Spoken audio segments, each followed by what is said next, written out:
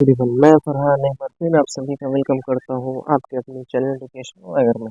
आज के सेशन में मैं आपके लिए सीटी पेपर टू साइंस में फिजिक्स का कंप्लीट मैराथन सेशन लेने वाला हूँ। आज इस मैराथन में हम फिजिक्स के सभी चैप्टर को एनसीईआरटी बेस्ड कंटेंट और साथ ही साथ प्रीवियस ईयर क्वेश्चन को भी सॉल्व करेंगे। आज का ये सेशन आपके लिए बहुत इंपॉर्टेंट होने वाला है। आज जो हम लोग चैप्टर देखने वाले हैं तो वो है motion, force, electricity and magnetism, heat, sound. Motion की बात करें तो दो क्वेश्चन इससे आ ही जाते हैं। फोर्स की बात करें तो एक क्वेश्चन आ जाते हैं। इलेक्ट्रिसिटी एंड मैग्नेटिज्म की बात करें तो दो क्वेश्चन आ ही जाते हैं। हीट और साउंड की बात करें तो एक क्वेश्चन आ जाते हैं। और लाइट चैप्टर भी है, उसे भी मैंने पढ़ा चुका हूँ, इसी चैनल पर आप जाके देख सकते हैं। ठीक है, तो आज का सेशन स्टार्ट करने से पहले आप सभी से रिक्वेस्ट है, सेशन को लाइक कर दें, जो चैनल पर नए हो तो सब्सक्राइब कर दें और साथ ही साथ इस सेशन को ज़्यादा से ज़्यादा शेयर करें। ठीक है, तो स्टार्ट करते हैं आज का महामैराथन फिजिक्स का। तो सबसे पहला चैप्टर जो स्टार्ट करते हैं वो है हम लोग आज मोशन, यानी गति। ठीक है, तो गति क्या है, मोशन क्या है? तो कोई भी वस्तु या कोई भी ऑब्जेक्ट अपने पोजीशन को टाइम के साथ चेंज कर रहा है तो वो मोशन कहलाता है या गति कहलाता है। ठीक है, जैसे कोई भी बाइक है वो रोड पर चल रही है या कार चल रही है। ठीक है, तो क्या कर रही है, टाइम के साथ अपने पोजीशन को चेंज कर रही है। ठीक है, तो ये क्या है, मोशन है। क्या कहना है, कौन स्टेट में है, तो मोशन में है। ठीक है, तो ये है मोशन। तो अब बात करते हैं डिस्टेंस की, दूरी की और डिस्प्लेसमेंट की। तो डिस्टेंस क्या है, तो मान लीजिए कि मैं घर से मार्केट जाने के लिए निकला। ठीक है, तो मैं चलता चला चला चला चला मार्केट पहुंचा। तो मैंने जो चला यही क्या करा था, डिस्टेंस। कितना मैंने चला उसे हम लोग दूरी कहते हैं। ठीक है, total path covered by an object, वस्तु द्वारा तय किया गया कुल पथ, ये क्या कहलाता है, डिस्टेंस कहलाता है। ठीक है, डिस्टेंस का यूनिट क्या हो गया, इसका यूनिट मीटर हो गया। ठीक है, अब बात करते हैं डिस्प्लेसमेंट की, विस्थापन की। तो अब मैं घर से मार्केट गया, तो एक रास्ता तो ये था कि मैं इधर से होकर गया, दूसरा रास्ता ये कि मैं इधर से भी जा सकता हूँ और तीसरा रास्ता ये कि मैं इधर से जा सकता हूँ। ठीक है, तो जो सबसे शॉर्टेस्ट पाथ होगा, जो सबसे छोटा रास्ता होगा, ठीक है, उसी को हम लोग डिस्प्लेसमेंट कहते हैं। Shortest distance between two point, सबसे छोटा रास्ता जो है दो पॉइंट के बीच, उसी को हम लोग क्या कहते हैं, डिस्प्लेसमेंट कहते हैं। ठीक है, जैसे यहाँ पे एडी क्या हो गया, डिस्प्लेसमेंट हो गया। ठीक है, और डिस्प्लेसमेंट का भी सही यूनिट क्या होता है, मीटर होता है। ठीक है, अब बात करते हैं इंपॉर्टेंट पॉइंट की। तो डिस्टेंस जो है वो हमेशा डिस्प्लेसमेंट से बड़ा होगा या उसके बराबर होगा। डिस्प्लेसमेंट डिस्टेंस से हमेशा छोटा होता है। ठीक है, लेकिन स्ट्रेट लाइन मोशन की बात करें, ठीक है, तो एक वे में अगर कोई जा रहा है, ठीक है, मैंने 10 मीटर मैंने चला है डिस्टेंस। ठीक है, तो डिस्टेंस और डिस्प्लेसमेंट क्या हो जाएगा, बराबर हो जाएगा। ठीक है, तो डिस्टेंस और डिस्प्लेसमेंट हमेशा, डिस्टेंस हमेशा से ज़्यादा हो या डिस्प्लेसमेंट के बराबर होगा। ठीक है, अब नेक्स्ट पॉइंट देखते हैं, स्पीड की बात करें, चाल। ठीक है, तो स्पीड क्या है, तो स्पीड बराबर होता है डिस्टेंस अपॉन टाइम। ठीक है, स्पीड हम लोग कैसे निकालते हैं, डिस्टेंस को टाइम से डिवाइड करते हैं तो क्या हमें मिल जाता है, चाल, स्पीड मिल जाता है। स्पीड में से यूनिट क्या होता है, मीटर पर सेकंड। अब एवरेज स्पीड की बात करें, औसत चाल की बात करें, टोटल डिस्टेंस को टोटल टाइम से क्या कर देंगे, डिवाइड कर देंगे, कुल दूरी को कुल समय से, तो ये एवरेज निकल जाएगा, एवरेज स्पीड निकल जाएगा। अब इम्पोर्टेंट नोट की बात करें तो यूनिफॉर्म मोशन, यूनिफॉर्म मोशन वैसा मोशन होता है जिसमें स्पीड क्या होता है, कांस्टेंट होता है। स्पीड क्या होता है, कांस्टेंट। दूरी, चाल क्या होती है, समान होती है। ठीक है, और नॉन यूनिफॉर्म मोशन में जो है चाल जो है असमान होगी, स्पीड नॉट कांस्टेंट होगा। ठीक है, यूनिफॉर्म मोशन में क्या होता है कि ऑब्जेक्ट जो है equal distance equal interval of time में ट्रैवल करता है। जैसे मान लीजिए 2 मीटर जो है 2 मिनट में ट्रैवल किया, फिर अगला 2 मीटर जो है वो भी 2 मिनट में ट्रैवल करेगा, तो ये क्या हो गया, यूनिफॉर्म स्पीड हो गया, यूनिफॉर्म मोशन कहला है। ठीक है, अब बात करते हैं ओडोमीटर की, स्पीडोमीटर की। तो ओडोमीटर जो है डिस्टेंस मेजर करता है और स्पीडोमीटर जो है वो स्पीड मेजर करता है। ठीक है, जैसे स्पीड हो, नाम से पता चल रहा है, स्पीडोमीटर जो स्पीड को मेजर करता है। ठीक है, तो आगे बढ़ते हैं। अब हम लोग कैलकुलेशन ऑफ एवरेज स्पीड देखते हैं। एवरेज स्पीड को कैसे हम लोग कैलकुलेट करेंगे न्यूमेरिकल में। तो सबसे पहला केस क्या है कि अगर क्वेश्चन में डिस्टेंस और टाइम दिया है, अगर क्वेश्चन में डिस्टेंस और टाइम है तो ये आसान सा फॉर्मूला लगा देंगे, वी एवरेज बराबर total distance upon by total time. ठीक है, लेकिन अगर क्वेश्चन में डिस्टेंस नहीं दिया हो तो क्या करेंगे, तो फिर ये फॉर्मूला यूज करेंगे, क्योंकि स्पीड बराबर क्या होता है, डिस्टेंस अपॉन टाइम। तो डिस्टेंस निकालने के लिए क्या करेंगे, स्पीड को हम टाइम से मल्टीप्लाई कर देंगे, तो ये फॉर्मूला यूज होगा। ठीक है, अब थर्ड केस देखें। थर्ड केस में क्या है, यहाँ टाइम नहीं दिया हुआ है, सिर्फ डिस्टेंस और स्पीड क्वेश्चन में दिया रहा है, तो फिर ये फॉर्मूला यूज होगा। ठीक है, क्योंकि स्पीड बराबर क्या होता है, डिस्टेंस अपॉन टाइम। तो टाइम निकालने के लिए क्या करना होगा, स्पीड डिस्टेंस को स्पीड से डिवाइड देना होगा, तो ये फॉर्मूला यूज होगा। ठीक है, अब यहाँ पे एक इम्पोर्टेंट कन्वर्जन की बात करते हैं। 1 किलोमीटर पर आवर बराबर होता है 5/18 मीटर पर सेकेंड। ठीक है, 5/18 मीटर पर सेकेंड होता है। ठीक है, अब जैसे मान लीजिए 54 किलोमीटर पर आवर है, इसको हमें मीटर पर सेकंड में कन्वर्ट करना है, तो 54 को 5/2 से इंटू कर देंगे, 3 यानी 15 मीटर पर सेकंड आ गया। ठीक है, तो क्वेश्चन में ये कन्वर्जन यूज होगा, तो इसे याद रखना है। अब नेक्स्ट देखते हैं। ठीक है, अब कुछ ट्रिक देखते हैं, क्वेश्चन को जल्दी कैसे सॉल्व करें।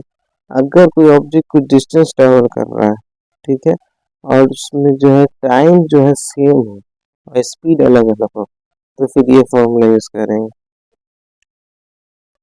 जितना स्पीड दिया हुआ उसको जोड़ के, जितना आइडेंटिटी है उससे उसको डिवाइड कर देंगे। ठीक है, और अगर दो स्पीड है तो फिर v1 प्लस v2/2 वाला फॉर्मूला लगा देंगे, और अगर डिस्टेंस सेम हो तो फिर ये वाला फॉर्मूला लगा सकते हैं। और दो ऑब्जेक्ट की बात हो तो फिर 2v1 into v2/v1 plus v2 दोनों इंपॉर्टेंट फॉर्मूला है, याद रखना है, तो बहुत जल्दी क्वेश्चन सॉल्व हो जाएगा। आइए न्यूमेरिकल सॉल्व करके देखते हैं। ठीक है, तो पहला न्यूमेरिकल कह रहा है कि एक व्यक्ति जो 100 मीटर की दूरी इस प्रकार तय करता है। एक व्यक्ति है कितना मीटर दूरी तय कर रहा है, 100 मीटर। कि पहला 50 मीटर जो है वो 20 मीटर पर सेकेंड के स्पीड से ट्रेवल कर रहा है, तो v1 बराबर कितना हो गया, 20 मीटर पर सेकेंड। नेक्स्ट 50 मीटर जो है वो 40 मीटर पर सेकेंड के हिसाब से गति से तय करता है, तो औसत गति एवरेज स्पीड निकालना है। ठीक है, तो यहाँ पे डिस्टेंस सेम है, तो मैंने बताया था जब डिस्टेंस सेम हो तो कौन फॉर्मूला लगेगा, 2v1 plus v2, v average speed का।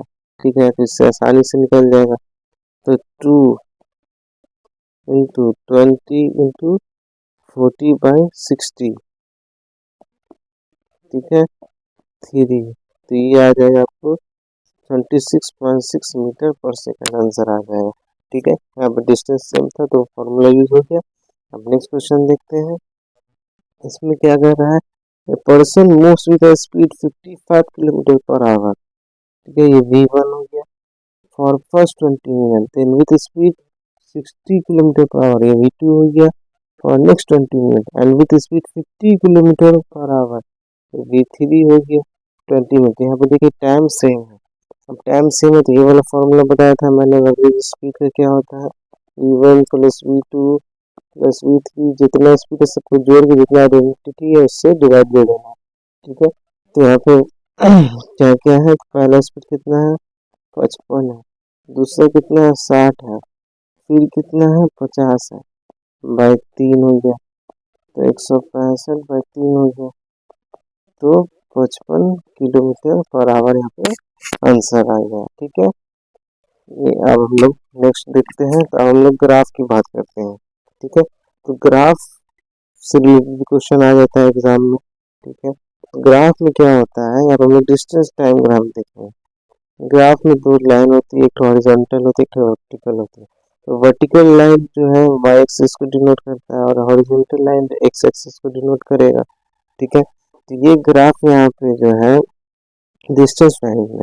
ठीक है, ये ग्राफ क्या बता रहा है कि बॉडी जो रेस्ट पे है स्पीड 0 है, यहाँ पर आप देख सकते हैं, यहाँ पर डिस्टेंस जो है बढ़ नहीं रहा है, वो स्थिर है। ठीक है, पार्टिकुलर पोजिशन चेंज नहीं हो रहा है, बॉडी यहाँ पे क्या है, रेस्ट पे, तो स्पीड 0 हो जाएगा।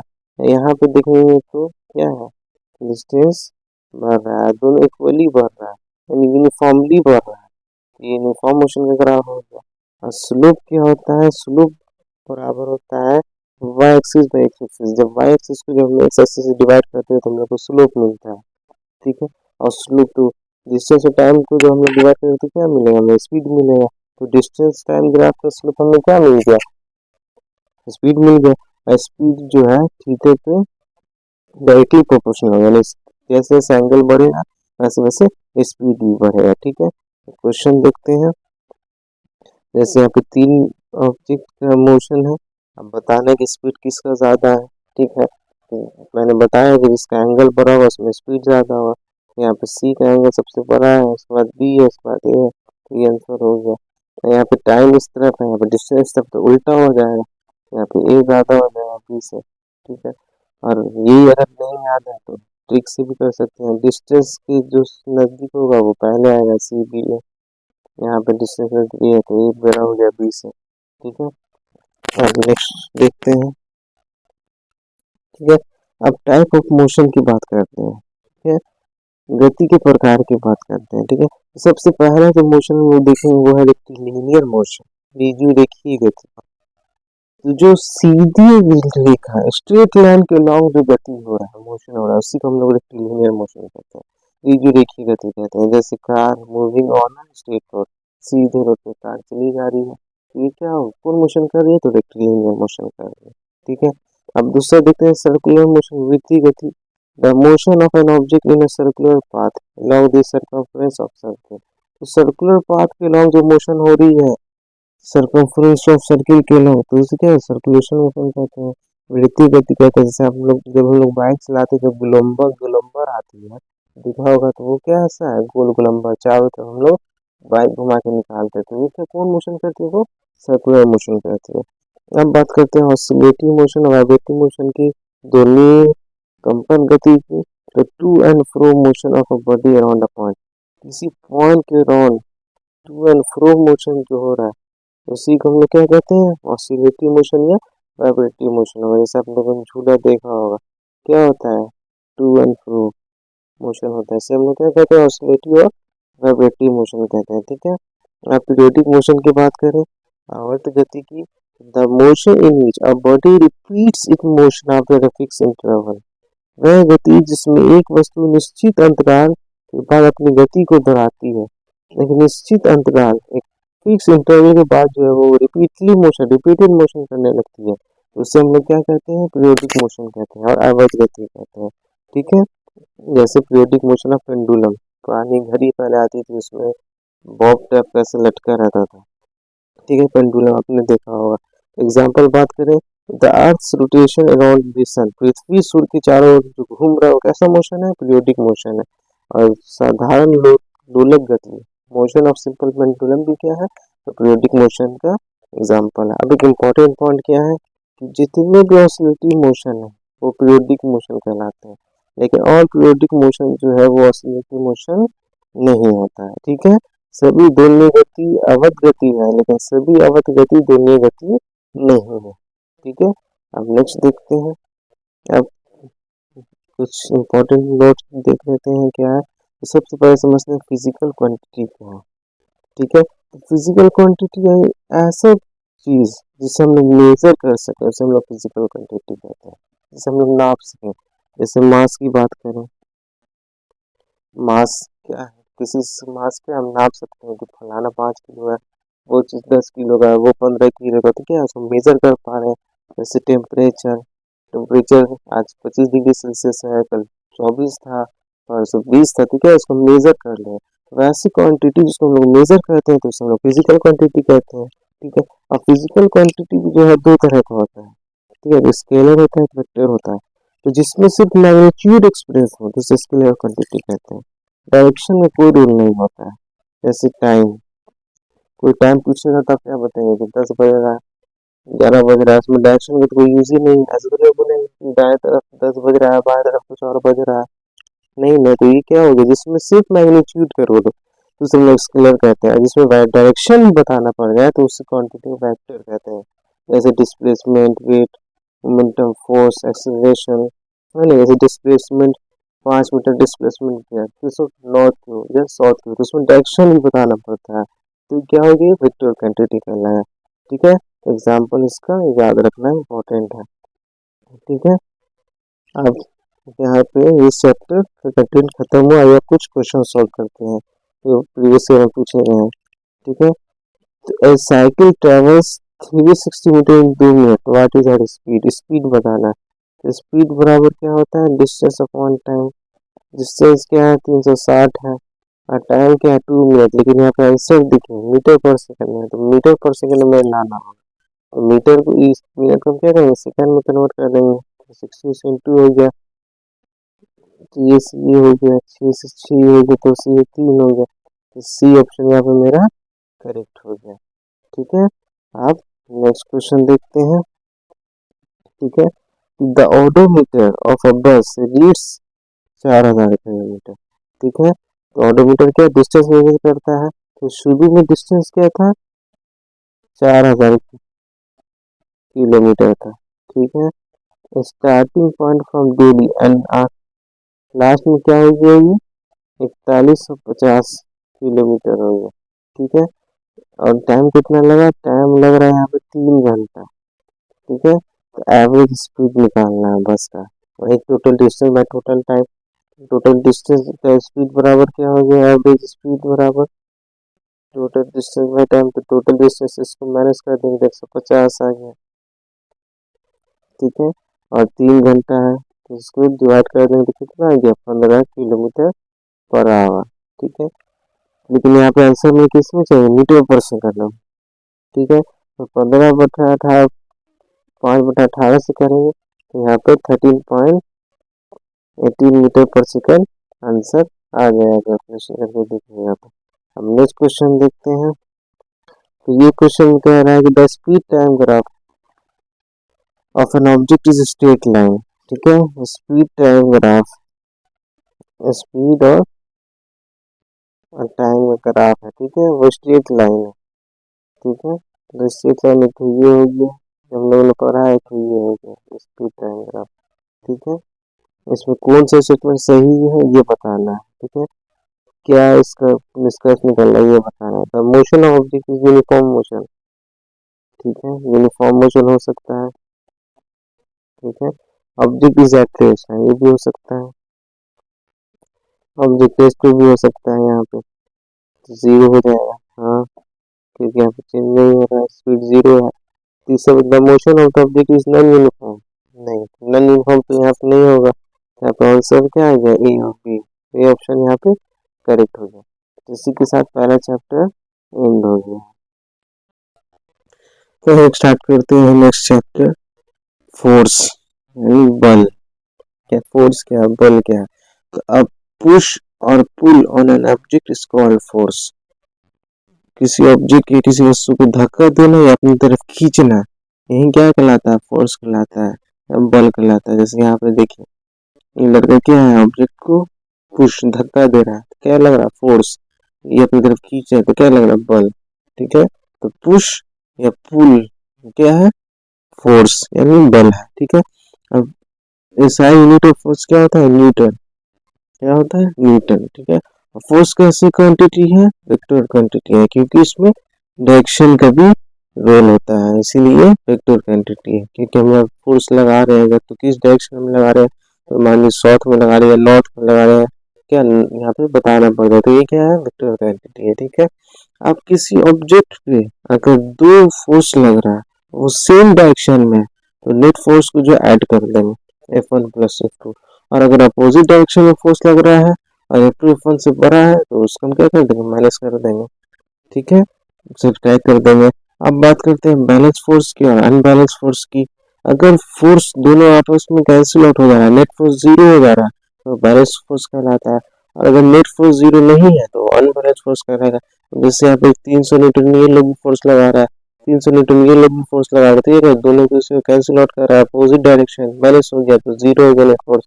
लेकिन यहाँ पे ये 100 न्यूटन से खींच रहा है, ये लोग 300 न्यूटन फोर्स लगा रहा है, तो माइनस करेंगे तो कितना हो जाएगा 200 न्यूटन, तो यहाँ पे 0 नहीं होगा नेट फोर्स, तो ये क्या हो गया अनबैलेंस फोर्स हो गया। ठीक है, हम नेक्स्ट देखते हैं इफेक्ट ऑफ फोर्स। ठीक है, इफेक्ट ऑफ फोर्स, तो फोर्स क्या कर सकता है, तो फोर्स किसी रेस्ट ऑब्जेक्ट को मोशन में ला सकता है, ठीक है, और किसी मोशन ऑब्जेक्ट को रेस्ट में ला सकता है। जैसे यहाँ पे दिख रहा होगा फुटबॉल क्या है रेस्ट में है, लेकिन जब हम उसको पैर से किक करते हैं तो मोशन में आ जाता है, ठीक है। आपको बैट्समैन है वो बॉल को मारा, ठीक है, तो बॉल तो मोशन में है लेकिन हम उसको कैच कर लेते हैं तो क्या रेस्ट में आ गया। चेंज स्पीड, फोर्स क्या करता है, स्पीड को भी चेंज कर देता है, जैसे हम एक्सीलरेटर लेते हैं स्पीड बढ़ जाती है, डायरेक्शन को चेंज कर देता है। जैसे हम लोग बैट बैटिंग करते हैं तो बॉल को मारते हैं बैट से, बॉल कभी इधर डायरेक्शन हर डायरेक्शन में जाती है, ठीक है, डायरेक्शन चेंज हो सकता है, शेप चेंज कर सकते हैं हम लोग फोर्स की वजह से, ठीक है। अब नेक्स्ट बात करते हैं इम्पोर्टेंट पॉइंट की, तो जब a body moves with constant speed and there is no change in the direction, then it means no force acts on the body। यानी जब एक बॉडी कांस्टेंट समान चाल से मूव कर रही है, ठीक है, और उसमें कोई डायरेक्शन चेंज नहीं हो रहा, तो इसका मतलब है कि वहाँ पे कोई भी फोर्स अप्लाई वस्तु पर नहीं हो रहा है, ठीक है। अब फोर्स के टाइप देखते हैं तो दो टाइप में हम पढ़ेंगे, कॉन्टैक्ट फोर्स और नॉन कॉन्टैक्ट फोर्स। सबसे पहले आपको बात करते हैं कॉन्टैक्ट फोर्स क्या होता है, जब फिजिकल कॉन्टैक्ट हो दो बॉडीज के बीच में तो उसे हम लोग कॉन्टैक्ट फोर्स कहते हैं, टची टची, ठीक है, कॉन्टैक्ट होना चाहिए दोनों बॉडीज का, फिजिकल कॉन्टैक्ट, जिसे हम लोग कॉन्टैक्ट फोर्स कहेंगे। और जहाँ पे कांटेक्ट नहीं है फिजिकल कांटेक्ट तो उसे हम लोग नॉन कांटेक्ट फोर्स कहेंगे, जैसे मांसपेशीय बल, मस्कुलर फोर्स, फ्रिक्शनल फोर्स, एक किसका एग्जांपल है कांटेक्ट फोर्स का। अब मैग्नेटिक फोर्स, चुंबकीय बल, इलेक्ट्रोस्टैटिक फोर्स, वैद्युत स्थिति बल, और ग्रेविटेशनल फोर्स, ये क्या है नॉन कांटेक्ट फोर्स का एग्जाम्पल है, ठीक है। यहाँ पे इसके एग्जाम्पल को समझते हैं, तो फ्रिक्शनल फोर्स, जब हम चल रहे हैं या ये जला रही है तो क्या है फिजिकल कांटेक्ट में, हम जमीन के कांटेक्ट में मेरा पैर, ये क्या है फ्रिक्शनल फोर्स, क्या कांटेक्ट फोर्स हो गया।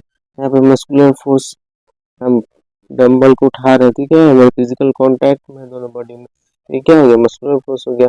इस तरह नॉन कांटेक्ट फोर्स बढ़ते हैं तो मैग्नेटिक फोर्स, दो मैग्नेट को पास पास ले जाते हैं तो क्या है अट्रैक्ट और रिपेल करता है, ठीक है। Electrostatic force, positive positive repel करता है, अट्रैक्ट करता है, पॉजिटिव नेगेटिव, और जो अनचार्ज बॉडी है तो रिपेल भी कर सकता है, अटैक भी कर सकता है, ये क्या है इलेक्ट्रोस्टैटिक फोर्स हो गया। ग्रेविटेशनल फोर्स, कोई भी ऑब्जेक्ट हम ऊपर फेंकते हैं तो वो नीचे की तरफ गिरती है तो ये क्या है ग्रेविटेशनल फोर्स है, तो ये तीनों क्या है नॉन कांटेक्ट फोर्स एग्जांपल हो गया, ठीक है। अब आगे देखते हैं, तो अब बात करते हैं प्रेशर की। प्रेशर क्या है, तो प्रेशर होता है force per unit area, it's called pressure. एक यूनिट एरिया में जो परपेंडिकुलर फोर्स लगता है उसी को हम लोग प्रेशर कहते हैं, ठीक है, उसी को हम लोग क्या कहते हैं प्रेशर कहते हैं। और प्रेशर का ऐसा यूनिट होता है पास्कल, न्यूटन पर मीटर स्क्वायर। फोर्स का यूनिट क्या होता है न्यूटन, एरिया का यूनिट क्या होता है मीटर, न्यूटन पर मीटर स्क्वायर, ये क्या हो गया पास्कल होता है। प्रेशर का यूनिट क्या होगा पास्कल। अब प्रेशर जो है एरिया के इन्वर्सली प्रोपोर्शनल होता है, यानी अगर एरिया हम बढ़ाएंगे तो प्रेशर घटेगा, और प्रेशर बढ़ाएंगे तो एरिया घट जाएगा, ठीक है। इसी अब क्वेश्चन आता है कि शार्पन ऑफ नाइफ, यानी छुरी का जो है की धार क्यों होता है छुरी में, क्यों, क्योंकि एरिया कम हो जाता है जिसमें से प्रेशर ज्यादा लगेगा तो अच्छे से कटेगा। कांटे का जो नेल पॉइंटेड क्यों होता है, क्योंकि एरिया लेस हो जाएगा तो प्रेशर ज्यादा लगेगा। वाइड स्ट्रिप ऑफ बैग हम लोग क्यों यूज करते हैं, क्योंकि एरिया ज्यादा हो जाए तो प्रेशर कम लगता है, ठीक है, तो ये इसके पीछे का रीजन हो गया, ठीक है। अब एयर हमारा अर्थ जो है वो चारों तरफ एयर का लेयर है जिसको हम एटमोस्फेयर कहते हैं, ठीक है, हमारे चारों ओर जो एयर का लेयर है उसको हम लोग एटमोस्फेयर कहते हैं।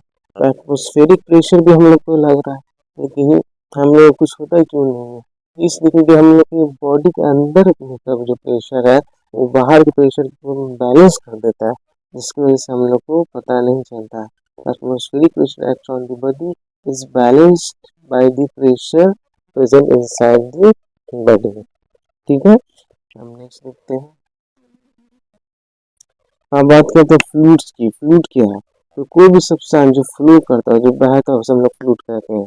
जैसे यहाँ पे हो गया लिक्विड एंड गैसेस, ठीक है, तो क्या है लिक्विड गैस फ्लो करता है तो ये क्या हो गया फ्लूइड हो गया।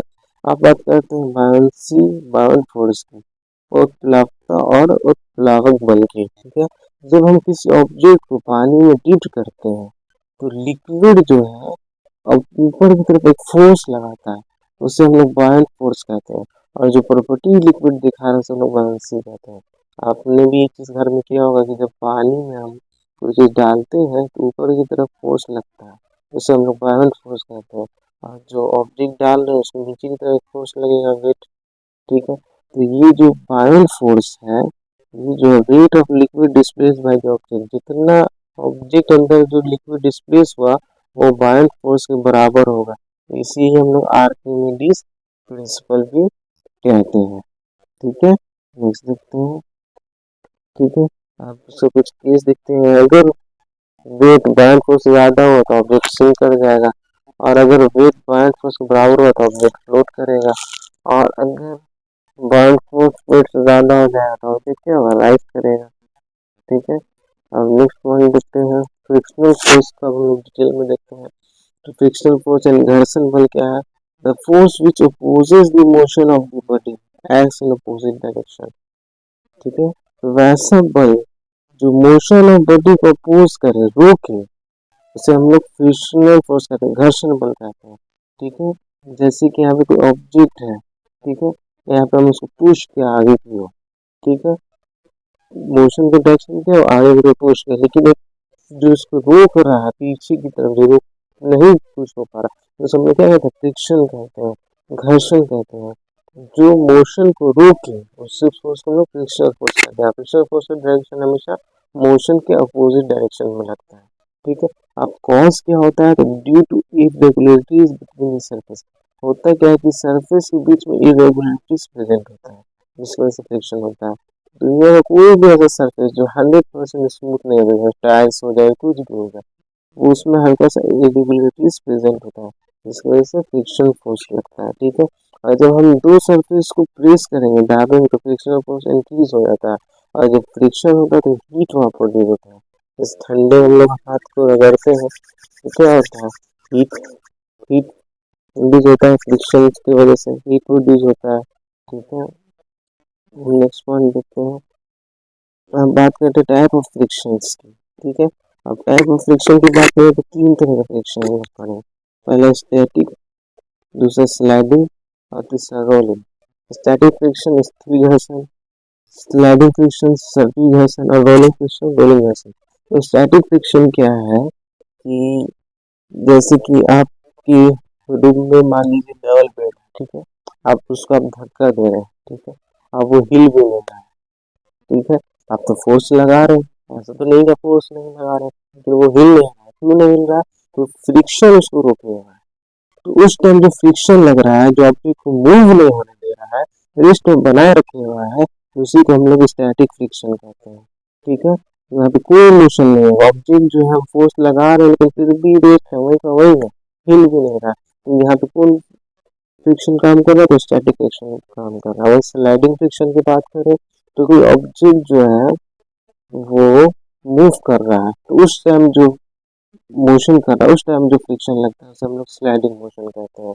और rolling force motion, rolling friction किसको कहते हैं? जब एक सरफेस पे दूसरा सरफेस रोलिंग करता है तो उसे हम लोग रोलिंग फ्रिक्शन कहते हैं। ठीक है, और अब मैं बात करते हैं कौन फ्रिक्शन सबसे बड़ा होता है, तो स्टैटिक फ्रिक्शन सबसे बड़ा होगा, फिर स्लाइडिंग होगा, फिर रोलिंग फ्रिक्शन होगा। आपने ट्रॉली देखा होगा, ट्रॉली में जो पहिया होता है, ठीक है, वो आप जो चिल्ला कितनी आसानी से चला के ले जाते हैं, तो क्या है उसमें रोलिंग फ्रिक्शन लग रहा है, तो बहुत आसानी से है, लेकिन वही हम पहिया निकाल देंगे तो कितना दिक्कत होगा चलाने में। तो क्या है स्टैटिक, जिससे रोलिंग फ्रिक्शन सबसे कम होता है, फिर स्लाइडिंग होगा और सबसे ज्यादा स्टैटिक फ्रिक्शन होगा, और स्लाइडिंग फ्रिक्शन को हम लोग काइनेटिक फ्रिक्शन भी कहते हैं। ठीक है, अब नेक्स्ट पॉइंट देखते हैं। ठीक है, अब बात करते हैं घर्षण के प्रयोग की, एप्लीकेशन ऑफ फ्रिक्शन की बात करें तो मोशन ऑफ मैन, हम लोग चलते हैं इसमें फ्रिक्शन की वजह से चल रहे हैं। अगर फ्रिक्शन फोर्स नहीं हो तो हम लोग चल ही नहीं पाएंगे, फटाफट गिरने लगेंगे। राइटिंग ऑन पेपर, जब हम लोग पेपर में लिखते हैं क्या है, और अगर पेपर में तेल गिरा दो उस पर आप लिखेंगे, देखो नहीं लिख पाइएगा, क्यों? क्योंकि पेपर में फ्रिक्शन लगता है। Insertion of nail on wall, दीवार पे कांटे ठोकते हैं तो क्या है, वहीं आप जहाँ फ्रिक्शन नहीं है, जैसे टाइल्स मार्बल पे कांटे ठोके देखिए दिक्कत होगा, लेकिन जहाँ पर ऊपर फ्रिक्शन है वहां पर अगर आप ठोकेंगे तो आसानी से इंसर्शन हो जाता है। इसीलिए कहा जाता है कि फ्रिक्शन क्या नेसेसरी इविल है, ऐसा नहीं आवश्यक बुराई है, जरूरी भी है कुछ नुकसान भी है। ठीक है, अब कैसे फ्रिक्शन को बढ़ाया जाए? Metre to increase friction, source of shoe, जूते का सोल देखा होगा, ग्रूव्स इसमें होते हैं क्योंकि पकड़े रहे। ठीक है, अब treaded tyres of vehicle, tyres में जो ट्रेडेड होता है ये हो गया। Use of sand by kabaddi players, आपने देखा जब हम लोग कबड्डी खेलते हैं तो हाथ में मिट्टी या बालू लगाते हैं, क्यों कि फ्रिक्शन ऊपर हो तो हाथ भी छूटे नहीं। ठीक है, तो ये हो गया मेथड जिससे हम लोग इंक्रीज कर सकते हैं फ्रिक्शन को। आप नेक्स्ट पॉइंट देखें तो अब डिक्रीज कैसे कर सकते हैं फ्रिक्शन को, तो यूजिंग लुब्रिकेंट, लुब्रिकेंट यूज कर सकते हैं, जैसे पाउडर हो गया, ऑयल हो गया, ग्रीस हो गया। जैसे हम लोग कैरम बोर्ड खेलते हैं तो उसमें पाउडर छींटते हैं तो ये क्या करता है, फ्रिक्शन को क्या रिड्यूस कर देता है। ठीक है, तेल लगाते हैं ग्रीस वगैरह से ये सब जो है रिड्यूस कर देता है। अब बात करते हैं विस्कस फोर्स, ड्रैग फोर्स की, तो जो फ्रिक्शनल फोर्स लिक्विड में लगता है उसे हम लोग विस्कस या ड्रैग फोर्स कहते हैं। ठीक है, factors of viscous force, nature of fluid, shape of moving object, speed of the moving object. अब जैसे हनी, शहद और मिल्क और वाटर है, अब मैंने बोला कि आप 9 तीनों में डालें तो किसमें तेजी चलेगा, तो आप बोलिएगा पानी में बात रखें कि हनी जो है गाढ़ा लिक्विड है, तो जितना गाढ़ा फ्लूइड होगा तो उसमें क्या होगा, विस्कस फोर्स जो है ज्यादा लगेगा, आसानी से फ्लो नहीं होगा। शेप ऑफ मूविंग ऑब्जेक्ट, जैसे मछली का शेप क्या होता है, ये होता है, तो फ्रिक्शन क्या हो जाता है, कम लगा। लेकिन ये अगर ऐसा शेप होता तो फ्रिक्शन क्या होता, ज्यादा लगता है। शेप पे भी डिपेंड करता है, स्पीड पे भी डिपेंड करता है।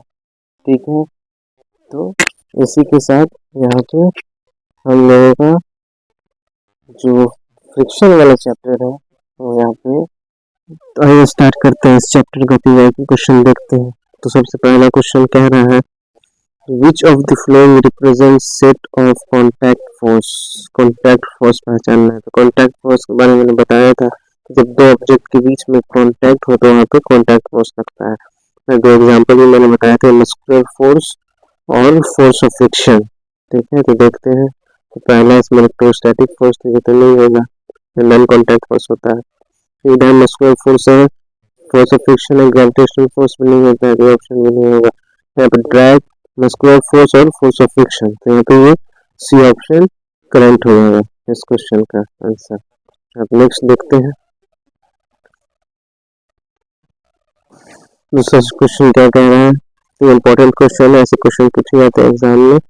ये क्वेश्चन में बेसिकली कहा जाता है कि दो स्टोन है, दो ऑब्जेक्ट है, स्टोन ए और बी को हम जब पानी में डुबोते हैं, ठीक है, तो ये टेबल दिया है, इसी का हमें पूरा करना है।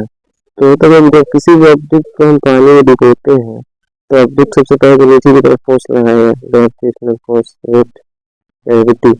और जो ऑब्जेक्ट ऊपर की तरफ जो फोर्स लगाते हैं उसे बोलते हैं बायन फोर्स, अपवर्ड फोर्स।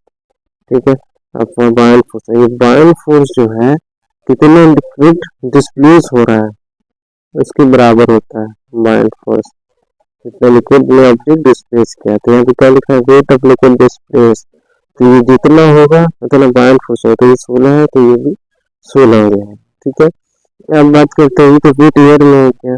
ठीक है, अब बोला weight of stone in water में क्या होगा, तो वेट ऑफ एयर को बायन फोर्स से माइनस कर देंगे तो ये निकल जाएगा। तो जब 92 को 60 से माइनस करें तो 76 आ जाएगा। अब इसी तरह दूसरा देखें तो बी में बायन फोर्स 10 है तो वेट ऑफ लिक्विड डिस्प्लेस क्या होगा, 10 हो जाएगा। ठीक है, अब यहाँ पे क्या पूछ रहा है, weight of stone in air पूछ रहा है, तो ये दोनों ऐड हो जाएगा, 10 प्लस 70 कितना 80 हो जाएगा, तो यहाँ पे सी ऑप्शन करेक्ट हो गया। ठीक है, नेक्स्ट क्वेश्चन देते हैं और देखते हैं which of the flowing phenomena can't be explain on the basis of gravitational force. इसमें से कौन सा ऐसी घटना है ग्रेविटेशनल फोर्स को एक्सप्लेन नहीं कर रही है। देखते हैं ऑप्शन, सूर्य के चारों ओर ग्रह गति हुए तो है, ऑकुलस ऑफ टाइम ये भी ग्रेविटेशनल फोर्स का है। फिनोमेना वेट ऑफ ऑब्जेक्ट ये भी है, वेट बराबर होता है mg। ठीक है। अब occurrence ऑफ इक्लिप्स ग्रहण का होना, ये तो पोजीशन से रिलेटेड है, तो ये ऑप्शन यहाँ पे करेक्ट हो गया, डी ऑप्शन। हम बात करते हैं नेक्स्ट क्वेश्चन की। ये क्वेश्चन कह रहा है कि 4 बॉल्स है thrown with same force, 4 ball उसको सेम फोर्स से हम लोग फेंका 4 तरह के सरफेस पर, तो कौन सा बॉल जो है सबसे ज्यादा दूर ट्रेवल करेगा डिस्टेंस, तो जिसमें फ्रिक्शन कम लगेगा वो ज्यादा डिस्टेंस दूर ट्रेवल करेगा। तो यहाँ पे सेलेब्रेटेड सेवल के साथ लकड़ी की स्केटिंग रहेगा, तो स्केटिंग नहीं हो जाएगा ये आंसर। इस पे जो है फ्रिक्शन कम लगेगा तो बॉल जो ज्यादा दूर डिस्टेंस ट्रेवल करेगा। ठीक है, स्टार्ट करते हैं नया चैप्टर। चैप्टर का नाम है इलेक्ट्रिसिटी एंड मैग्नेटिज्म। ठीक है, तो सबसे पहले हम लोग बात करते हैं सिंबल्स ऑफ इलेक्ट्रिक कंपोनेंट की। इलेक्ट्रिक कंपोनेंट को हम लोग किस किस सिंबल से डिनोट करते हैं। ठीक है, तो हमारे आसानी के लिए जो है सिंबल बनाया गया है। ठीक है, तो सबसे पहला इलेक्ट्रिक सेल, तो इलेक्ट्रिक सेल को जो हम लोग इस तरीके से डिनोट करते हैं। ठीक है, जिसमें बड़ा डंटी जो है पॉजिटिव टर्मिनल शो करता है और तो यहाँ पे छोटा डंटी है नेगेटिव टर्मिनल शो करता है। ठीक है, आप बल्ब की बात करें तो इलेक्ट्रिक बल्ब को हम लोग इस तरीके से डिनोट करते हैं। ठीक है, और switch in on off position को हम लोग ऐसे डिनोट करते हैं। ठीक है, इसको बोलते हैं ओपन सर्किट। ठीक है, जब स्विच ऑन होता है, ठीक है, तो यहाँ पे हम लोग ऐसे डिनोट करते हैं, ये हो गया क्लोज सर्किट। ठीक है, हम बैटरी की बात करें तो बहुत सारे सेल को जब हम जोड़ देते हैं तो बैटरी बनता है, तो बैटरी किस तरीके से डिनोट करते हैं। वायर की बात करें तो वायर को इस तरीके से डिनोट करते हैं। ठीक है, तो यह सिंबल है कुछ इलेक्ट्रिक कंपोनेंट की। ठीक है, अब आगे बात करते हैं हम लोग इलेक्ट्रिक सेल के बारे में। ठीक है, तो हमने भी कभी बाजार जाके ये चीज़ खरीदी होगी आप लोगों ने भी, बैटरी घड़ी वगैरह में लगाने के लिए, तो हम लोग बैटरी बोलते हैं। हालांकि एक जो सिंगल सेल होता है उसे इलेक्ट्रिक सेल कहते हैं। ठीक है, ये ऐसा तंत्र होता है, ऐसा डिवाइस होता है जो केमिकल एनर्जी को इलेक्ट्रिकल एनर्जी में कन्वर्ट कर देता है। A device which converts chemical energy into electrical energy is known as electric cell। और इलेक्ट्रिक सेल में जो दो टर्मिनल होता है, एक नेगेटिव टर्मिनल होता है और एक पॉजिटिव टर्मिनल होता है।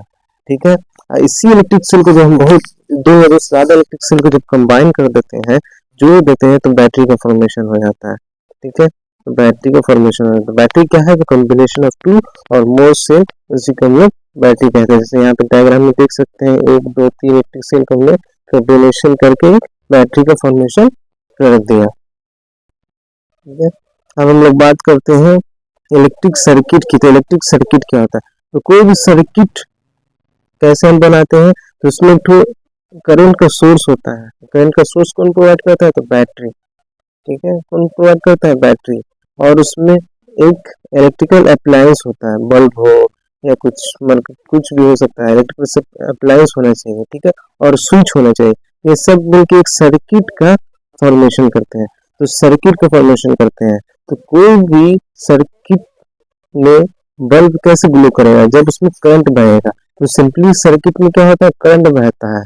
करंट बहता है, फ्लो ऑफ इलेक्ट्रॉन को हम लोग करंट कहते हैं। ठीक है, तो करंट कैसे बहेगा, जब क्लोज सर्किट होगा तब बहेगा करंट। कैसे बहेगा, जब क्लोज सर्किट होगा तब बहेगा। और यहाँ पे जैसे ओपन सर्किट, यहाँ पे स्विच ऑफ है मोड में है, तो क्या जब स्विच ऑफ मोड है तो यहाँ पे तो ओपन सर्किट है, तो करंट तो बहेगा ही नहीं। तो यहाँ पे देखिए लाइट बल्ब ग्लो नहीं कर रहा है, लेकिन यहाँ पे क्लोज सर्किट है, बल्ब ग्लो कर रहा है।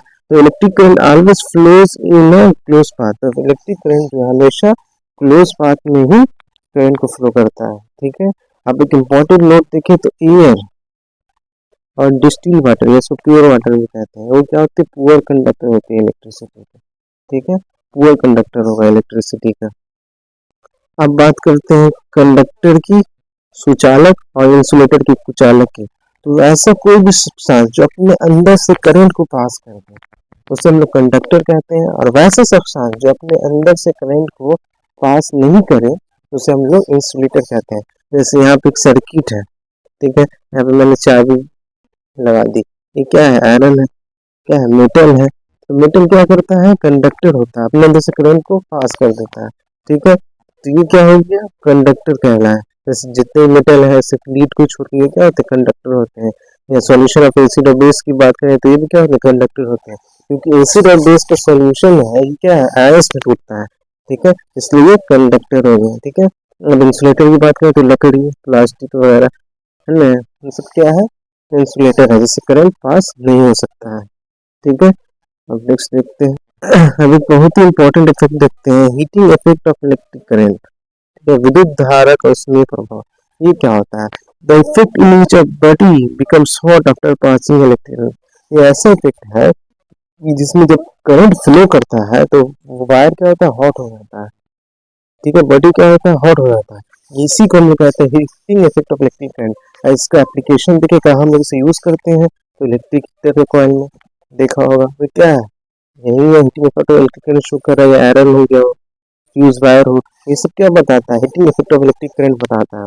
एक इंपॉर्टेंट क्वेश्चन एग्जाम में पूछ ही जाता है कि इलेक्ट्रिक हीटर का किस मेटल का बना होता है, क्या चीज से बना होता है, तो ये नाइक्रोम का बना होता है। ठीक है, तो ये चीज को ध्यान में रखना है। अब बात करते हैं फ्यूज वायर का। ठीक है, ये सब आपने भी देखा होगा, हम लोग के घर में भी ये होता है, बोर्ड में भी होता है, जिसको बोलते हैं हम लोग फ्यूज, इलेक्ट्रिक फ्यूज। ये क्या होता है, ये सेफ्टी डिवाइस है जो हम लोग के अप्लायंस को खराब होने से बचाता है। इसमें क्या होता है, जो वायर होता है उसको फ्यूज वायर कहते हैं। ये जो है उसका मेल्टिंग पॉइंट बहुत लो होता है, कम मेल्टिंग पॉइंट होता है। तो होता है कि जब करंट इसका जो लिमिट है हद से ज्यादा जब फ्लो करने लगता है, तो ये क्या करता है, ये मेल्ट हो जाता है, पिघल जाता है, ब्रेक हो जाता है। ठीक है, तो यही फ्यूज वायर है, ये wire which melts when current flows through it's beyond it's limit, limit से ज्यादा जब करंट बह जाता है। ठीक है, ये किसका बना होता है, तो टीन और लीड का बना होता है। इंपॉर्टेंट नोट देखें तो एमसीबी जो आजकल घरों में यूज होती है, देखा ही होगा, इसे हम लोग मिनिएचर सर्किट ब्रेकर कहते हैं। ठीक है, और एलईडी, लाइट इमिटिंग डायोड। अब बात करते हैं एक और इम्पोर्टेंट फिनोमेना की, magnetic effect of electric current, विद्युत धारा का चुंबकीय प्रभाव। होता क्या है कि किसी भी वायर में अगर करंट फ्लो कर रहा है तो वो मैग्नेट की तरह बिहेव करने लगता है। ठीक है, इसी को हम लोग क्या कहते हैं, magnetic effect of electric current कहते हैं। When electric current flows through a wire it behaves like magnet, is called magnetic effect of electric current, विद्युत धारा की चुंबकीय प्रभाव। अब मैग्नेट की प्रॉपर्टी देखते हैं, क्या होता है, गुण क्या होता है मैग्नेटिक प्रॉपर्टी, मैग्नेट की प्रॉपर्टी देखते हैं। तो सबसे पहले अगर हम किसी भी मैग्नेट को फ्रीली छोड़ दें तो वो नॉर्थ साउथ डायरेक्शन में लाइन करता है। Freely suspended magnet gives north south direction देता है। ठीक है, और मैग्नेट में हमेशा दो पोल होते हैं, नॉर्थ पोल और साउथ पोल होगा। ठीक है, दो पोल होगा, नॉर्थ पोल और साउथ पोल।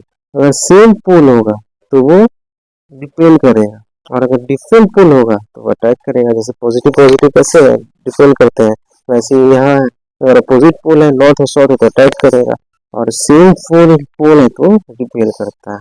ठीक है, अब बात करते हैं कि मैग्नेटिक प्रॉपर्टी को हम डिस्ट्रॉय कैसे करते हैं, तो इसे हम लोग कहते हैं डीमैग्नेटाइजेशन कहते हैं, यानी अचुंबकीकरण, destroying the properties of magnet. Magnet की प्रॉपर्टीज को हम कैसे खत्म करें, डिस्ट्रॉय करें, तो सबसे पहला जो मेथड है वो है beating a magnet continuously by a hammer. किसी मैग्नेट को हम बराबर हैमर से मारते जाए मारते जाए मारते मारते जाए, जैसे यहाँ पे डायग्राम में दिख रहा है, तो इससे क्या होता है कि मैग्नेट की प्रॉपर्टी डिस्ट्रॉय होने लगती है। या अगर मैग्नेट को जला दें, हाई टेम्परेचर दें, तो इससे क्या होता है, मैग्नेट की प्रॉपर्टी जो है खत्म होने लगती है by heating magnet very high temperature, इससे भी डिमैग्नेटाइज कर सकते हैं। या तीसरा देखा जाए तो हम बार बार मैग्नेटिक के ऊपर से छोड़ते रहे ड्रॉपिंग द मैग्नेट फ्रीक्वेंसी, इससे भी इसकी मैग्नेट प्रॉपर्टी खत्म हो जाती है। या by touching the like poles को बार बार टच कराना डिफरेंट मैग्नेट से बार बार, इससे भी क्या होता है, डिमैग्नेटाइजेशन हो जाता है। ठीक है, तो ये मेथड था, एग्जाम में पूछा भी जाता है कि डिमैग्नेटाइजेशन कैसे करें, तो ऑप्शन दे दिए जाते हैं, उसमें ये सब ऑप्शन होते हैं, तो इसे याद रखें। अब बात करते हैं मैग्नेट की प्रकार की। मैग्नेट को हम लोग दो तरह से क्लासीफाई कर रहे हैं, नेचुरल, प्रकृति, एक तो आर्टिफिशियल मैग्नेट। तो प्राकृतिक है वो है लोड स्टोन, जो हमें नेचर में मिलता है मैग्नेट। और प्रकृति की बात करें तो इलेक्ट्रोमैग्नेट। इलेक्ट्रोमैग्नेट क्या होता है कि यहाँ पे हम किसी कंडक्टर को लेते हैं, लोहे का मान लीजिए कांटी लिया, उसकी तरफ हम लोग कॉइल को इसके चारों तरफ लपेट देते हैं, उसे बैटरी से कनेक्ट कर देते हैं। ठीक है, बैटरी क्या सोर्स है करंट का, तो बैटरी क्या करंट देता है, तो इससे क्या होता है कि ये जो है मैग्नेट की तरह बिहेव करने लगता है, इसी को हम लोग इलेक्ट्रोमैग्नेट कहते हैं। When an electric current pass through a coil of insulated wire wound around a piece of iron, it becomes a magnet। ठीक है, मैग्नेट की तरह बिहेव करने लगता है। अब इसका हम यूज लेते हैं इलेक्ट्रोमैग्नेट का कहाँ पे लेते हैं, जब हम लोग लिफ्टिंग करते हैं हेवी लोड्स को उठाने में, तो वहाँ पे इलेक्ट्रोमैग्नेट का यूज होता है। आई डॉक्टर्स वगैरह हो गया, वहाँ इलेक्ट्रोमैग्नेट का यूज होता है। ठीक है, हम नेक्स्ट देखते हैं। अब हम लोग बात करते हैं chemical effect of electric current.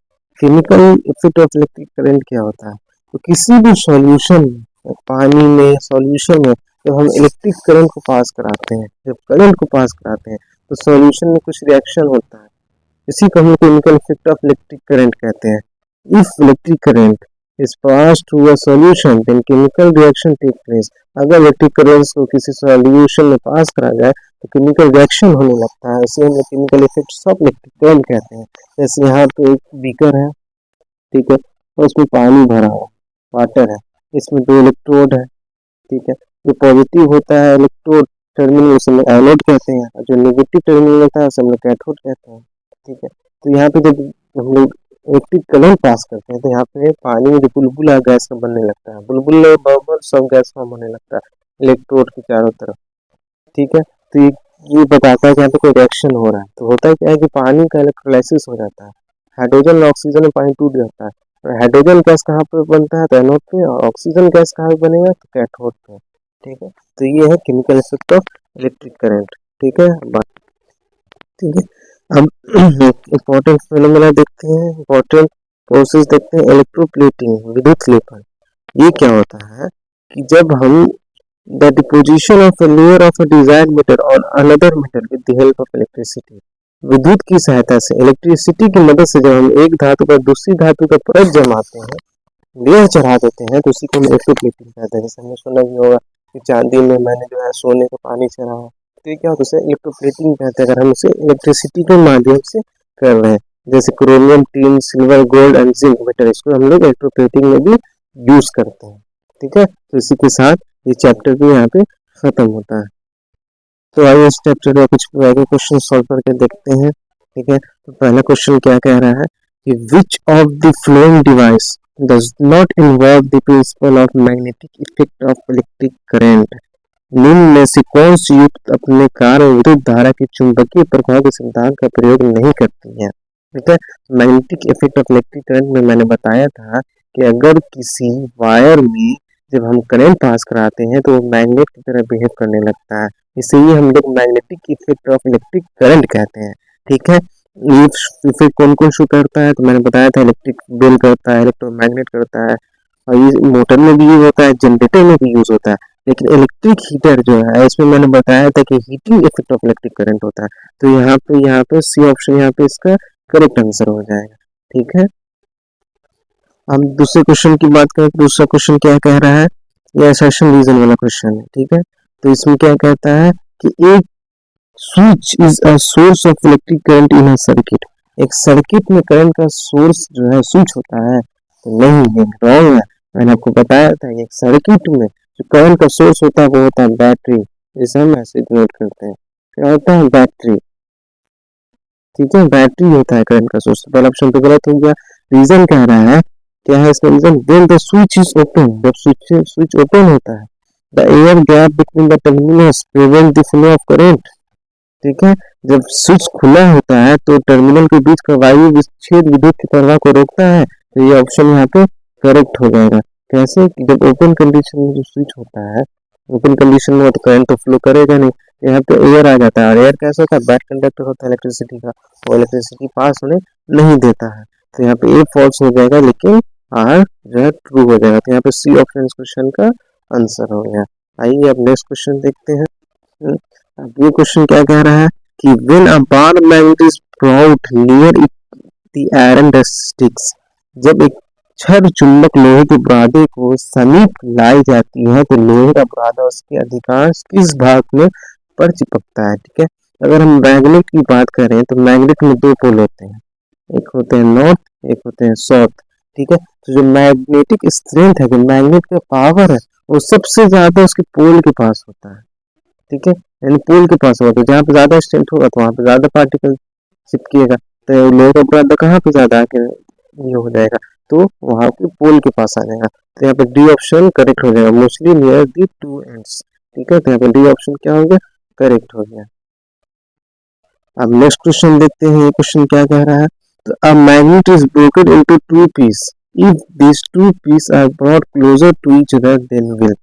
एक चुंबक को क्या कर रहा है, यहाँ पे दो टुकड़ों में टूट गया। चुंबक था, चुंबक में दो पोल होता है, इसको दो टुकड़े में टूट गया। ठीक है, तो जब चुंबक को दो टुकड़े में तोड़ते हैं तो अपने आप अपना पोल जनरेट कर लेता है। ठीक है, मान लीजिए नॉर्थ है, ये साउथ है, ये साउथ है, ये नॉर्थ पोल है। ठीक है, तो दोनों टुकड़े पास लाएगा तो क्या होगा। ठीक है, तो यहाँ पे ये तो नहीं बोल रहा है कि कौन पोल से कौन पोल को पास लाना है।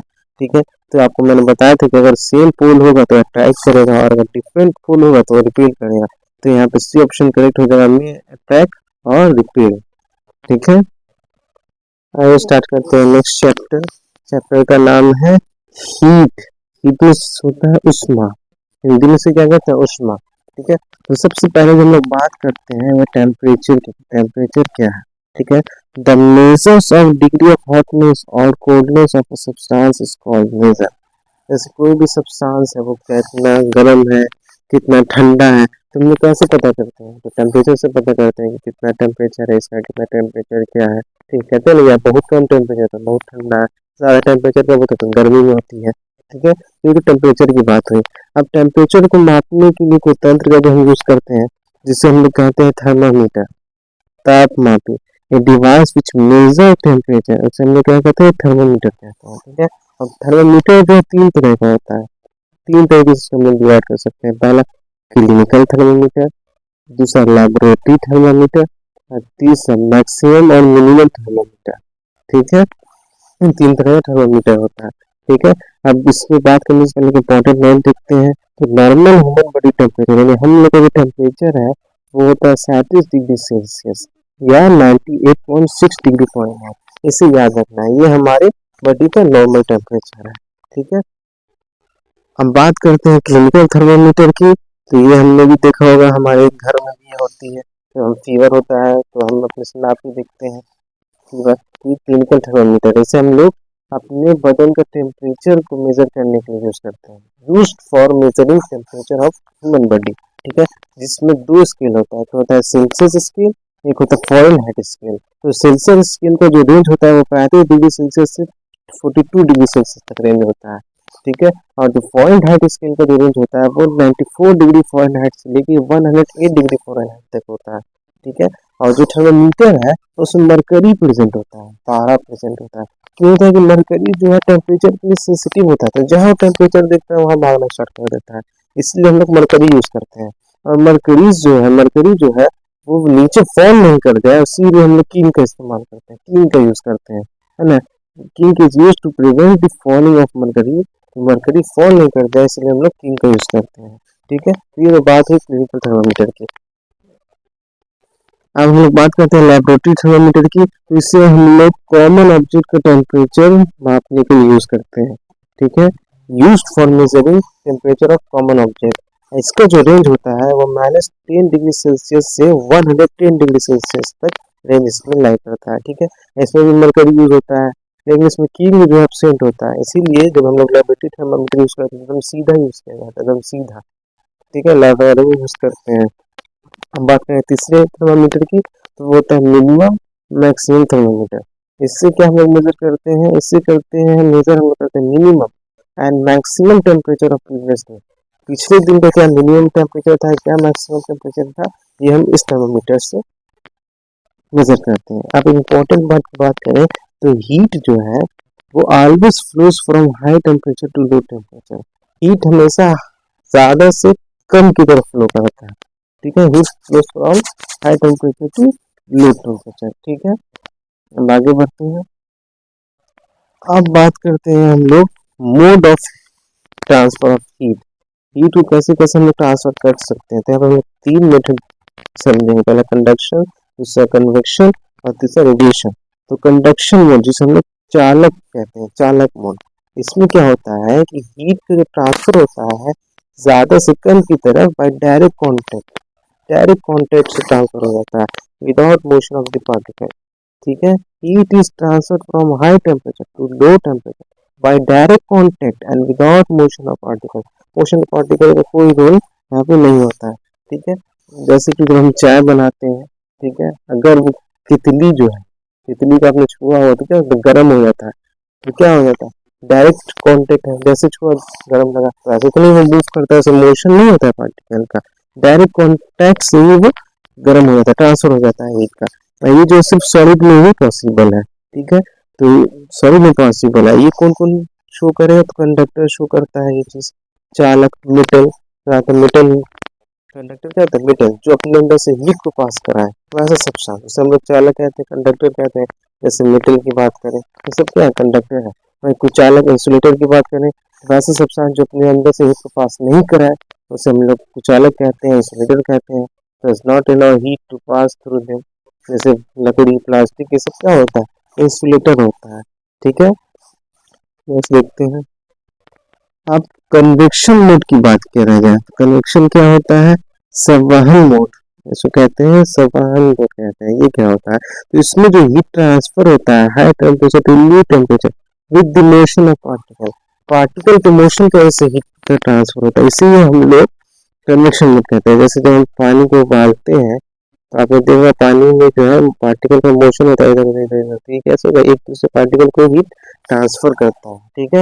ये जो है लिक्विड में भी होगा और गैस में भी होगा। एग्जाम्पल की बात करें तो boiling of water, land breeze, sea breeze, monsoon and flood and time. Land breeze night के टाइम में होता है, सी ब्रीज डे के टाइम में होता है, ठीक है। सी ब्रीज में क्या होता है, आपने कभी अगर बीच में गए हो तो देखा होगा समुंदर, और जो ब्रीज जो होता है तो सुबह सुबह जब आप जाते हो तो बहुत ठंडा ठंडा महसूस होता है, सुबह में थोड़ा 10-11 बजे तो ठंडा ठंडा महसूस होता है। क्यों होता है, होता क्या है कि जब सूरज से रोशनी जब आती है लैंड पर तो क्या होता है कि लैंड जो गर्म होता है, ठीक है, और गर्म हवा जो हल्की होती है, आपने मोमबत्ती जलाई होगी तो अगरबत्ती जलाई होगी तो देखा होगा धुआं ऊपर जाता है, क्योंकि गर्म हवा का जो कम गर्म हवा जो है हल्की होती है, ऊपर की तरफ जाती है, तो लैंड से जो हीट है वो ऊपर की तरफ जाती है, तो यहाँ पे वाट का फॉर्मेशन हो जाता है, खाली जगह हो जाता है।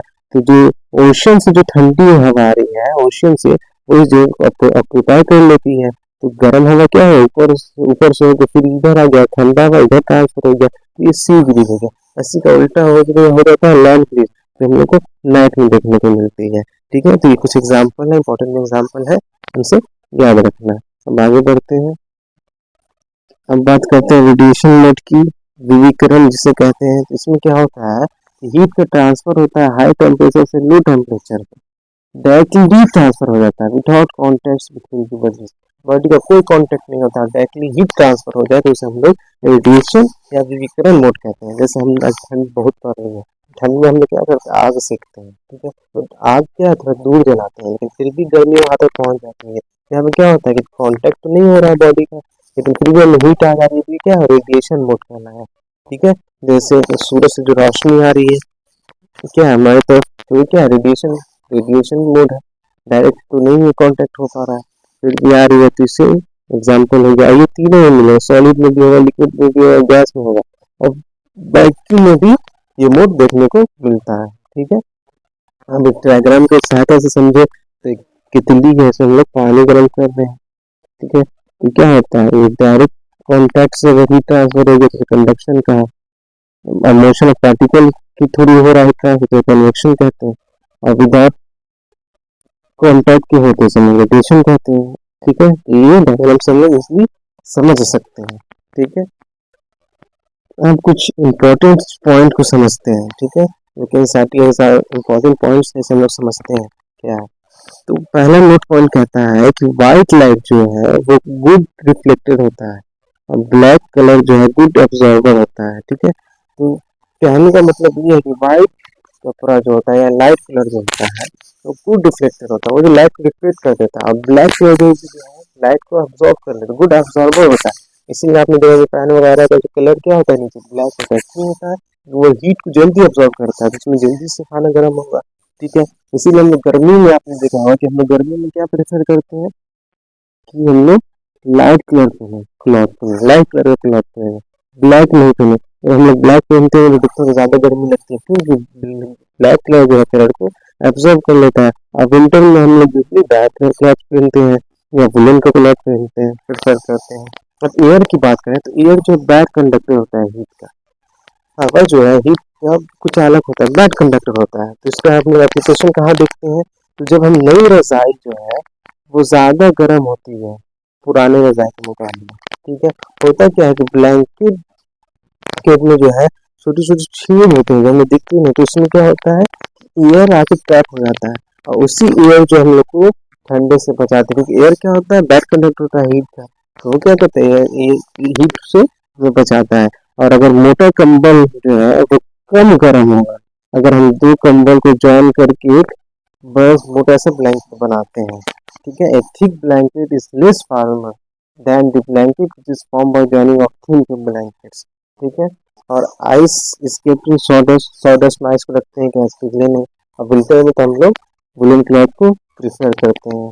ठीक है, तो इसी के साथ ये चैप्टर यहीं पे खत्म हो। तो आइए इस चैप्टर का कुछ पीवाईक्यू क्वेश्चन सॉल्व करके देखते हैं। ठीक है, तो पहला क्वेश्चन क्या कह रहा है कि the heat from burning of would in the room spreads to corner of the room. Identify the process by which heat is transferred. ठीक है, क्या कह रहा है कि लकड़ी में जो है आग जल रहा है। ठीक है, अब रूम के कॉर्नर पे भी हमको जो है हीट ट्रांसफर, हीट गर्म लग रहा है, तो क्यों हो रहा है, क्या यहाँ पे कौन मेथड हीट का यूज हो रहा है, मेथड ऑफ ट्रांसफर का। तो मैंने आपको बताया था दो मेथड, तीन मेथड, पहला कंडक्शन जो डायरेक्ट कॉन्टैक्ट से हो, दूसरा कन्वेक्शन जो मोशन ऑफ पार्टिकल की वजह से, और तीसरा होता है रेडिएशन जिसमें कोई कांटेक्ट नहीं हो।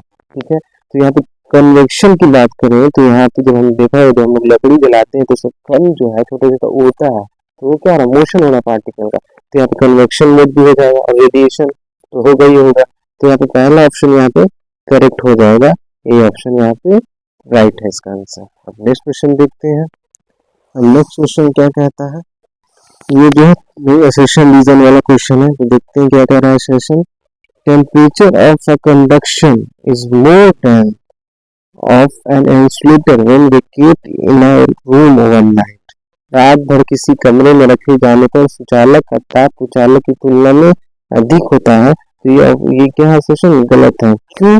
क्योंकि जब हम किसी कंडक्टर को या इंसुलेटर को रूम में रखते हैं तो होता है क्या है कि हीट जो है रात भर रखते हैं, तो हीट क्या होता है कि हाईवे से लोअर की तरफ ट्रांसफर होता है। तो यहाँ पे कंडक्टर मान ली बहुत गर्म है, इंसुलेटर है, ठीक है, तो ये सराउंडिंग से क्या करता है, हीट को एक्सचेंज करेगा, तो टेम्परेचर बराबर कर लेगा, तो दोनों का टेम्परेचर क्या होगा, इक्वल हो जाएगा।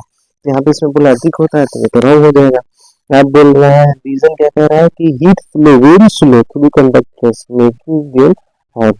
ये कह रहा है कि उष्मा का प्रवाह बहुत धीरे से होता है जो उन्हें गर्म होने पर अनुभव कराता है। तो ऐसा नहीं है, कंडक्टर में तो हीट का फ्लो तेजी से होगा, मेटल तो जल्दी गर्म होता है प्लास्टिक के मुकाबले, इंसुलेटर के मुकाबले। तो यहाँ पे दोनों स्टेटमेंट क्या है, फॉल्स है, both A and R false. Question क्या कह रहा है, ठीक है, तो why does a metal door knob feel cooler than a single plastic knob on a cold day. तो हमने घर में फील किया होगा, जिस गेट में लोहे का नॉब लगा रहता है तो उसमें क्या होता है, ज्यादा ठंडा होता है अगर वो प्लास्टिक का हो तो। क्यों होता है ऐसा, मैंने बताया था मेटल क्या होता है, बेटर कंडक्टर होगा हीट का प्लास्टिक के मुकाबले। तो ये यहाँ पे बीज ऑप्शन यहाँ पे सही होगा, metal is better conductor of heat than plastic. ठीक है, अब नेक्स्ट क्वेश्चन देखते हैं। नेक्स्ट क्वेश्चन क्या कह रहा है, ये क्वेश्चन कह रहा है, इसमें भी एसेशन रीजन क्वेश्चन है, पहले स्टेटमेंट पढ़ते हैं। एसेशन क्या कह रहा है कि refrigerator pipes are painted with black colour.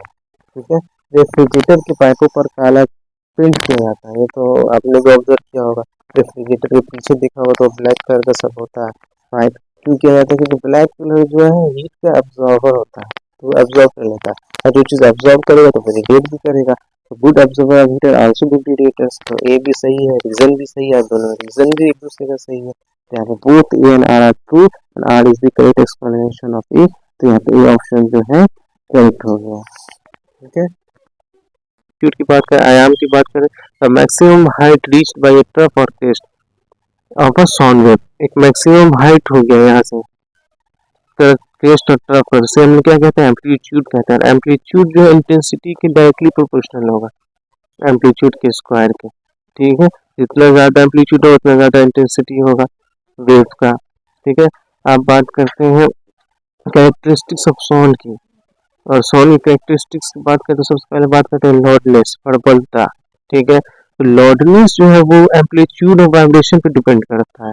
ठीक है। अगर एम्पलीट्यूड ज्यादा होगा तो आवाज कैसी होगी, लाउड और भारी आवाज होगी। कहते नहीं थे आवाज बहुत भारी है, कर्क आवाज, तो ये क्या होगा, इसका एम्पलीट्यूड ज्यादा होगा। और इसका एम्पलीट्यूड कम होगा, लेस होगा, तो उसमें फेंट आवाज, धीमी आवाज निकलेगी। ऐसी आवाज निकलेगी, धीमी आवाज निकलेगी।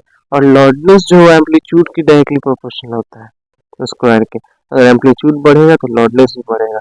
और इसका SI यूनिट क्या होता है, डेसिबल होता है। एग्जाम में पूछा है लाउडनेस का SI यूनिट क्या होता है, डेसिबल होता है। ठीक है। अब नेक्स्ट कैरेक्टरिस्टिक देखते हैं साउंड की। तो एक इम्पोर्टेंट कैरेक्टरिस्टिक है पिच।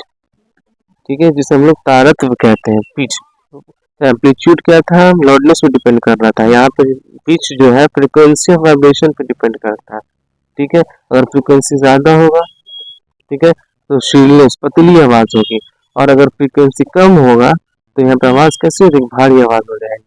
ठीक है। पिच ज्यादा होगा तो पतली आवाज होगी, पिच कम होगा तो भारी भारी आवाज होगी, डीप वॉइस होगी। Pitch of sound of bird is greater than the pitch of the roar of the lion. ये क्या कह रहा है, बर्ड का पिच जो है लायन के रोर करने चिल्लाने के पिच से ज्यादा पिच जो है बर्ड का होता है। ठीक है। अब पिच जो है डायरेक्टली प्रोपोर्शनल होता है फ्रिक्वेंसी से। अगर फ्रिक्वेंसी बढ़ेगा तो पिच भी बढ़ेगा, फ्रिक्वेंसी घटेगा तो पिच भी घटेगा। अब बात करते हैं नेक्स्ट कैरेक्टरिस्टिक्स ऑफ साउंड की, तो वो है टिम्बर क्वालिटी। क्या क्वालिटी है साउंड का, ठीक है। तो टिम्बर का क्या मतलब है कि डिफ्रेंशिएट करता है दो आवाज को, ध्वनि को। लाउडनेस और पिच जो है सेम होगा और उसी को डिफ्रेंशिएट करता है। ठीक है। तो ये हो गया कुछ कैरेक्टरिस्टिक्स देखा। अब इसको शॉर्ट में देख लें तो तीन कैरेक्टरिस्टिक्स की बात करी, पहला लाउडनेस, दूसरा पिच और दूसरा क्वालिटी और टिम्बर। लाउडनेस जो एम्पलीट्यूड और वाइब्रेशन पे डिपेंड करता है, पिच फ्रीक्वेंसी पे डिपेंड करता है, और क्वालिटी और टिम्बर जो वेव फॉर्म पे डिपेंड करता है। ठीक है। सॉफ्ट आवाज होगी तो ऐसा होगा वेव, लाउड आवाज होगी तो ऐसा होगा, पिच लो होगा तो ऐसा वेव होगा, हाई पिच होगा तो ऐसा वेव हो जाएगा, क्लियर होगा तो ऐसा होगा, मिक्स्ड होगा तो ऐसा वेव हो जाएगा। ठीक है। अब बात करते हैं ऑडिबल रेंज की। ठीक है। ऑडिबल रेंज क्या है, यानी हम लोग कितना रेंज तक जो आवाज सुन सकते हैं। तो ह्यूमन ईयर जो है वो 20 हर्ट्ज से लेके 20 किलो हर्ट्ज, यानी 20,000 हर्ट्ज तक जो हम लोग जो है इसके बीच के हम लोग आवाज सुन सकते हैं। ना 20 हर्ट्ज से कम सुन सकते हैं, ना 20 किलो हर्ट्ज से ज्यादा सुन सकते हैं। तो 20 हर्ट्ज से कम जो आवाज होती है उसे हम लोग अल्ट्रासोनिक साउंड कहते हैं। अब 20 किलो हर्ट्ज से ऊपर जो आवाज होती है उसे हम लोग अल्ट्रासोनिक कहते हैं। ठीक है। जो सेफ लिमिट है वो होता है 0 to 80 जो हम लोग सुनते हैं, और अगर 80 से ऊपर हो गया तो उसे हम लोग नॉइस कहते हैं, अनप्लीजेंट साउंड, नॉइस पोल्यूशन। ये क्या हुआ, 80 डेसिबल से ऊपर होता है। और जब 85 डेसिबल से ऊपर नॉइस लेवल हो जाए तो हमारे ईयर को वो डैमेज कर सकती है। ठीक है। और स्पीड ऑफ साउंड वेव की बात करें, ठीक है, तो सॉलिड में सबसे ज्यादा स्पीड होगा साउंड का, फिर लिक्विड में होगा, फिर गैस में होता है। ठीक है। अब बात करते हैं स्पीड ऑफ साउंड जो है डायरेक्टली प्रोपोर्शनल होता है किसके, ह्यूमिडिटी के और टेम्परेचर के। अगर ह्यूमिडिटी बढ़ेगा तो साउंड का स्पीड बढ़ेगा, टेम्परेचर बढ़ेगा तो साउंड का स्पीड बढ़ेगा। और ह्यूमिडिटी को जो हम मेजर करते हैं उसका यंत्र का नाम है हाइग्रोमीटर। ठीक है। ह्यूमिडिटी क्या होती है कि एटमोस्फियर में जो वाटर वेपर पाया जाता है एयर में, उसी को हम लोग क्या कहते हैं, ह्यूमिडिटी को कहें, ह्यूमिडिटी कहते हैं। तो इसी के साथ इस चैप्टर यहाँ पे एंड होता है। आइए तो इस चैप्टर का कुछ क्वेश्चन देख लेते हैं, सॉल्व करते हैं। तो पहला क्वेश्चन क्या कह रहा है, एसेशन लीजर वाला क्वेश्चन है। तो देखते हैं एसेशन क्या कह रहा है। Ultrasound is inaudible to humans. अक्षर व ध्वनि मनुष्य के लिए अश्रव्य होती है, बात सही है। हम लोग जो है सिर्फ ऑडिबल ही सॉन्ग सुन सकते हैं। इसका सीमा जो है, रेखा जो है 20 हर्ट्ज से 20,000 हर्ट्ज तक है। इसी तक रेंज को हम लोग सुन सकते हैं। सेशन तो यहाँ पे सही है। रिजल्ट देखते हैं। The human ear has range of hearing between 20 hertz to 20,000 hertz. ठीक है। तो यहाँ पे both and R is true हो जाएगा और आर करेक्ट एक्सप्लेनेशन ऑफ हो जाएगा। यहाँ पे ए ऑप्शन यहाँ पे करेक्ट हो जाएगा। ठीक है। हम नेक्स्ट क्वेश्चन देखते हैं। दूसरा क्वेश्चन क्या कह रहा है, the characteristics of sound that distinguishes between two different sound of same pitch and loudness. ये मैंने बताया था आपको, जब हम साउंड को डिस्टिंग्विश करते हैं, कैसे साउंड को दो डिफरेंट साउंड को जिसका पिच सेम हो, लाउडनेस सेम हो, तो उसे हम लोग टिम्बर कहते हैं या क्वालिटी ऑफ साउंड कहते हैं। तो इस क्वेश्चन का आंसर क्या हो गया, बी हो गया। अब नेक्स्ट क्वेश्चन देखते हैं। ये क्वेश्चन क्या कह रहा है, the roar of lion is loud and sound of word is feeble. ठीक है, the appropriate reason of behind this. ठीक है, तो lion of loud, the road of lion is loud. Lord मतलब लॉर्डनेस, यहाँ पे किससे रिलेटेड हो गया, लॉर्डनेस रिलेटेड हो गया। लॉर्डनेस किससे रिलेटेड होता है, एम्पलीट्यूड पे डिपेंड करता है। तो यहाँ पे तो फ्रीक्वेंसी वाला ऑप्शन तो ऐसे गलत हो जाएगा। ठीक है, अब जिसका जितना ज्यादा लॉर्डनेस होगा उतना ज्यादा उसका इंटेंसिटी होगा, एनर्जी होगा। तो यहाँ पे amplitude of vibration of road जो है लार्जर हो जाएगा बर्ड की तुलना में।